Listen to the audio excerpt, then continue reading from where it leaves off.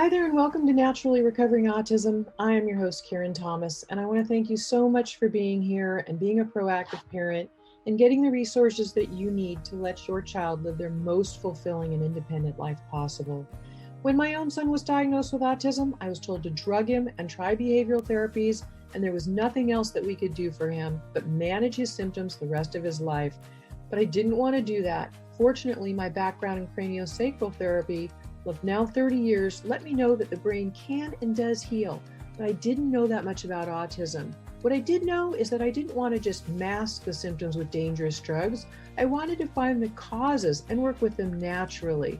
And fast forward, it took me a decade and a lot of time and effort, but today my son is no longer diagnosable with autism after being told it could not happen. So I'm here to share with you valuable resources to save you the time and some of the expense that I had to spend to figure it out, and to help you let your child lead to their best results possible. Every child's level of recovery is different, but we know that children who couldn't sleep through the night are sleeping now through the night and happily. Their immune systems are now strong where they were once sick all the time. Children who were nonverbal and their parents were told they could never speak are now speaking. Children who were getting D's and F's in school are getting A's and B's, and those that were so anxious all the time and couldn't sit still and were uncomfortable in their own bodies are now calm and happy and relaxed, and they're leading fulfilling and independent lives with friends. This is what we want for our kids. So I'm here to share the resources with you so that you can get the best results for your child, the best possible. And you can start that right now with my free download of the top 7 foods to eliminate beginning today, of the top foods that are the most inflammatory and toxic that are contributing to those physical and behavioral symptoms of autism that your child is having. They're making his life uncomfortable. So you can get that right now at naturallyrecoveringautism.com/7 foods. And feel free to share that with anybody you know who would be interested. And I will also link to it in today's show notes. There's, of course, a lot more than diet, but this is something you could start doing today that will begin to reduce those symptoms. And I'm happy to share everything I can with you. So right now, let's dive into today's episode. Hi there, welcome back to Naturally Recovering Autism. Today we're going to be talking about how autism is looked at as far as a diagnosis, a diversity, and also the identity, because a lot of children or people will identify with having autism. And autism is basically it's a group of symptoms that the Diagnostic Statistical Manual will use, or the therapist who diagnoses somebody with autism will use the DSM to basically grab certain symptoms. And based on those symptoms, that's where they say that you are with autism in your level. But there's much more to it than this, and there are underlying reasons for that. And these can all change because the symptoms can change. So what does it mean when the symptoms change? It doesn't mean that the person is a different person. It simply means that maybe they have more freedom from some of the symptoms that maybe made life uncomfortable for them before. Because autism is changing. So it's not because autistic people are changing, but because there's more of an understanding of autism, and it's finally catching up with the lived reality of really millions of families worldwide, because so many people have autism today. So for decades, autism was described in really narrow and stereotypical terms: one type, one path, or one set of behaviors. And the diagnosis was something handed to people, not something that reflected the full complexity of who they were.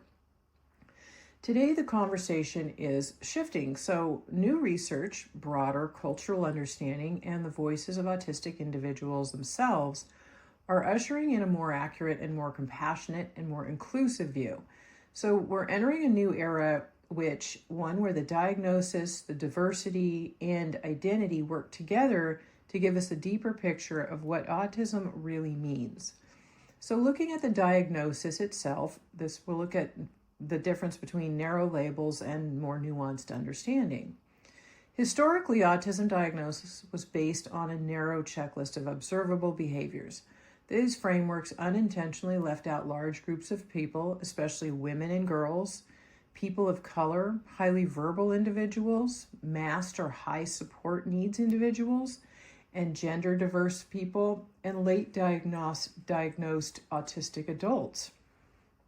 Today, autism doesn't look the same as ever for everyone because autism isn't just one thing. Modern studies are identifying patterns and subtypes that show the spectrum is both broader and more complex than originally understood. And this shift helps explain why some children display intense sensory needs and communication differences, while others show subtle social processing patterns or internalized overwhelm that goes unnoticed or can go unnoticed for years. A diagnosis can now be understood as a tool, not an endpoint. It can provide language, direction, and support, but it doesn't define who the whole person is. Diversity. So the spectrum is not linear, it is multi-dimensional. The idea that autism falls on a simple low or high functioning line is really outdated. Today's emerging models describe autism as a constellation, multiple dimensions of experience, each unique and each valid. This includes differences in sensory processing, communication style, emotional regulation, cognitive patterns, social expression, learning pathways, movement and motor planning, and environmental tolerances, and also their special interests and patterns.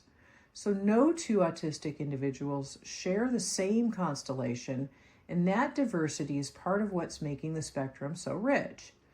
This more inclusive view also helps dismantle stereotypes and allows autistic people to define their own identities rather than being boxed into categories. So let's look at identity, because autism as a neurotype is not necessarily meaning it's some type of deficit, and it's how people can identify with themselves. As more autistic adults share their lived experience, society is beginning to understand autism as a neurotype. And this shift is quite profound because autistic individuals are increasingly saying, I want to be supported. I want people to understand how I think, not make me think differently. I want acceptance. And autism shapes identity in really meaningful and some beautiful ways, like a much deeper ability to focus, extreme creativity, unique thinking patterns, heightened sensory experiences, honesty and authenticity, exceptional attention to detail, passionate interests, innovative problem solving, and a different and not inferior communication rhythm. So understanding autism is part of identity as it opens the door to more dignity and more empowerment and much more self-advocacy. And where biology fits in without touching on identity, here's an important distinction that many parents and autistic individuals find somewhat relieving. So identity is their neurology. The struggle often comes from the biology. So let's talk a bit further about what that actually means. Autism itself is a way of processing, thinking, and interacting with the world. But many challenges like overwhelm, irritability, sensory, crashing, chronic discomfort, sleep issues, gut imbalances, these are not personality traits. They're biological stressors that can affect anyone, autistic or not. And supporting biology isn't about changing who somebody is. It's about helping their body work for them, not against them. And when the body is supported, autistic individuals often feel more regulated, more comfortable, less overwhelmed, more energized, clearer and more communicative, more stable emotionally, and more themselves, because all of those other things get in their way of being who they truly are. Identity remains intact. It even shines brighter. We combine the understanding of identity, neurodiversity, biology, individual needs, and their personal lived experience, because everybody's personal life experiences have been different as well. How they were treated, moving from one household to another with parents divorcing, the way they were treated in school and the way others have treated them. So we want to create a holistic model of autism that honors the entire person. And we want to explore how biology affects them at any age. And as you know, as I always say, the definition of recovery is to regain health. And improving health from underlying causes such as toxins, pathogens, and infections, which also then, once they're worked with, allow the brain and nervous system to function at their optimum level for that individual. And the symptoms, which are just symptoms of underlying causes, are used to diagnose autism, and they can be reduced or even disappear for many. And we know that that is when all 4 stages, and I always talk about my 4-stage process, when they have been done properly and they've been done thoroughly. And I'm hosting a free transformative event, and I please invite you to join, because this is so important for people to understand what can be done to help an individual to live a better life, a better quality of life, and to live to their full potential. Because this holistic, and gentle neurodiversity respectfully approaches the support of the underlying biological stressors that make life harder, so your child can live again to their full potential. And in this free workshop I'm teaching very soon, you can get all of the show notes at naturallyrecoveringautism.com/237.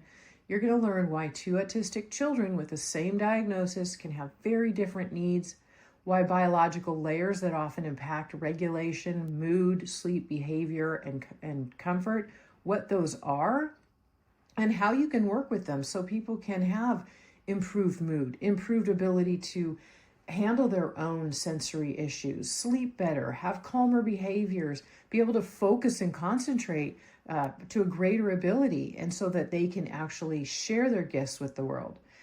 I want to show you how you can support their body in ways that align with their identity, and how you can give them more comfort, resilience, and really more clarity and overall stability in their life.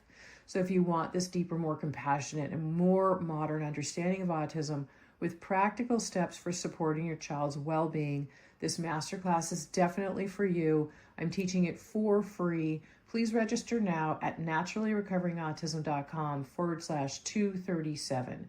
And I look forward to supporting you on this journey and supporting you to help your child live their life to their full potential, and in supporting you as their parent in this journey as well. I've personally lived it myself, and my son has come out the other end thriving as an independent, healthy, happy adult. And that's what I want to see for your child, and to help you get there for your own family and your own support as well, because I know that parents need support on this journey.